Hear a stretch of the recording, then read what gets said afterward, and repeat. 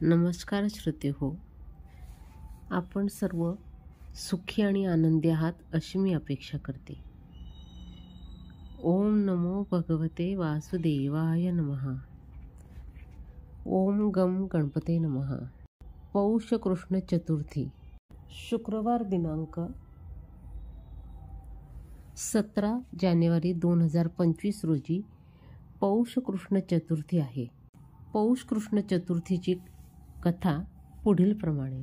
भगवान श्रीकृष्ण युधिष्ठिरास पुढे सांगू लागले, हे युधिष्ठिरा, एकदा पार्वतीने श्री गणेशाला विचारले की पौष कृष्ण गणेश चतुर्थीस गणेशाच्या कोणत्या रूपाची पूजा करावी, त्या दिवशी कोणते भोजन करावे, कसले हवन करावे व त्याचे फळ काय मिळते. तेव्हा श्री गणेशाने सांगितले की पौष महिन्यातील कृष्ण गणेश चतुर्थी ही विघ्ननाशिनी आहे. त्या दिवशी लंबोदर नावाच्या गणेशाची पूजा करावी. दिवसभर कोणत्याही प्रकारचे भोजन न करता त्या दिवशी फक्त गोमूत्र पिऊनच राहावे. व्रताचे अनुष्ठान इतर चतुर्थीप्रमाणे करावे. सूर्योदयापूर्वी उठावे.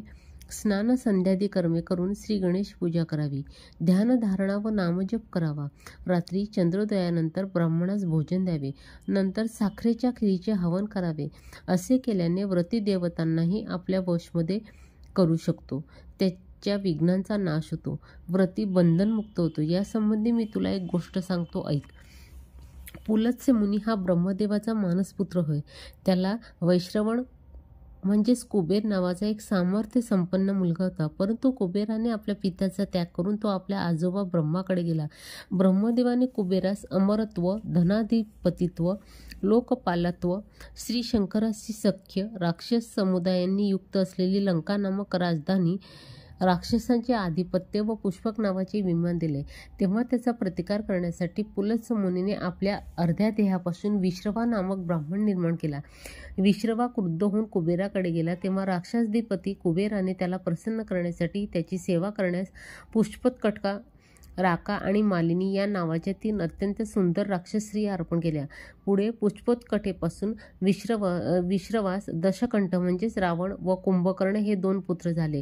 राकेपासून खर व शूर्पणखा या जोडीची उत्पत्ती झाली आणि मालिनीपासून बिभीषण हा एकच पुत्र झाला. रावणाने अत्यंत एकाग्र अंतःकरणाने वायुभक्षण व पंचाग्नी साधन करीत 1000 वर्षापर्यंत एका पायावर उभे राहून तप केले. त्यावेळी ब्रह्मदेवाने रावणास एका अमरत्वा वाचून दुसरा कोणताही वर मागण्यास सांगितले. तेव्हा रावण म्हणाला, हे भगवन, गंधर्व, देव, दैत्य, यक्ष, राक्षस, सर्प, किन्नर आणि भूते यांच्याकडून माझा पराभव होऊ नये व मला मृत्यू येऊ नये. तेव्हा ब्रह्मदेवाने तथास्तु म्हटले. मनुष्याखेरीज इतरांपासून भीती नाही असे रावणास नंतर कळून आले. परंतु रावणास मनुष्य, वानरे, तृणतुच्छ वाटत होती. त्याप्रमाणे वरप्राप्ती झाल्यानंतर रावणाने संग्रामामध्ये कुबेराला जिंकून त्याला लंकेतून बाहेर काढले. राक्षस आणि महाबलाढ्य पुरुष भक्षक पिशाच यांनी रावणास राज्याभिषेक केला.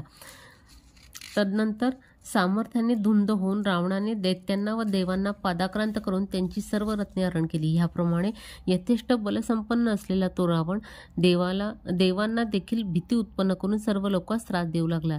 त्यास बळाभिमान झाला व तो गर्वाने उन्मत्त झाला. इंद्राचा पुत्र व वानरांचा राजा वाली एकदा समुद्रकिनारी संध्यावंदन करीत असताना रावण तिथे आला व त्याने वालीस पाठीमागे जाऊन पकडले. तेव्हा महापराक्रमी वालीने डाव्या हाताने रावणास पकडून काखेत बगलेत दाबून धरले. वंदनात विघ्न आल्यामुळे वाली तसाच उठला व स्नानाकरता समुद्रात शिरला. त्यावेळी रावणाच्या नाकातोंडात समुद्राचे खारट पाणी गेले. त्यामुळे तो तळमळू लागला. काखेतून निसटून बाहेर पडण्याची शक्ती रावणात राहिली नाही. आपल्या काखेत रावण आहे ही गोष्ट वाली विसरला. स्नान करून आकाशमार्गाने वाली आपली राजधानी किष्किंधापुरीत आला. घरी आल्यावर आपले पुत्र अंगदास वालीने दोन्ही हातांनी उचलले. तेव्हा रावण काखेतून खाली पडला. रावणास सर्व वानरांनी पाहिले. त्यांनी रावणास अंगदाचे पाळणाघरावर खेळण्यासारखे टांगून बांधले. त्यावेळी अंगदाचे दारुष्ण मूत रावणाच्या तोंडात गेले. अंगद रावणाला लाथा मारून खेळू लागला. पुढे अंगदाने रावणाच्या गळ्यात दोरी बांधून त्याला कुत्र्याप्रमाणे किष्किंधापुरीत फिरवणे सुरू केले. त्या बलवान रावणाची अशी दुर्गती पाहून त्या नगरीतल्या लोकांनी त्याची थट्टा केली. रावण फारच लज्जित झाला. त्यावेळी रावणाने पुलत्स्य मुनींचे आपल्या आजोबांचे स्मरण केले. त्यांचे आर्त स्वर ऐकून मुनी फारच आश्चर्यचकित झाले. तिथे प्रकट होऊन त्यांनी रावणास विचारले की रावणाने त्याची आठवण का केली. तेव्हा रावणाने सांगितले, हे पितामह नानाजी, गर्वामुळे माझी दुर्दशा झाली. नंतर आपल्यावर आलेले ते संकट रावणाने आपल्या आजोबास सांगून त्यातून सुटण्याचा मार्ग विचारला, नम्रतेने विचारला. त्यावेळी पुलत्स्य मुनी म्हणाले, हे दशकंठा रावण, वाली हा देवराज इंद्राचा पुत्र आहे. त्याचा मृत्यू सूर्यकुलोत्पन्न रघुवंशी रामाकडून होणार आहे. वानरराज वालीस तू जिंकू शकत नाही, परंतु मी तुला या बंधनातून मुक्त करू शकतो. हे राक्षसराज, या वानरराजाच्या बंधनातून मुक्त होण्यासाठी व तुझ्यावर आलेल्या विघ्नांचा नाश करण्यासाठी तू पौष कृष्ण गणेश चतुर्थीचे व्रत कर. प्राचीन काळी इंद्राने वृत्रासुराचा वध केला असता त्यांनी सुद्धा प्रायश्चित्त स्वरूप हेच व्रत केले होते. यासाठी तू हे व्रत कर. हे व्रत केल्याने तू बंधनमुक्त होशील. असे सांगून पुलत्स्य मुनी अंतर्ध्यान पावले. रावणाने पौष कृष्ण चतुर्थीचे व्रत मनोभावी केले. हे देवी माते, त्या व्रताच्या प्रभावाने रावण बंधनमुक्त झाला. त्यास पूर्वीचे बल प्राप्त झाले. तो पुन्हा लंकेत जाऊन राज्य करू लागला. भगवान श्रीकृष्ण म्हणाले, युधिष्ठिरा, तू सुद्धा हे सर्वोत्तम व्रत कर. हे व्रत केल्याने तू विजयी होशील व राज्यसुख भोगशील. महाराज युधिष्ठिराने हे व्रत केले व आपले राज्य परत मिळवले. या प्रकारे पौष कृष्ण गणेश चतुर्थी व्रतकथा समाप्त. ओम गम गणपती नमः.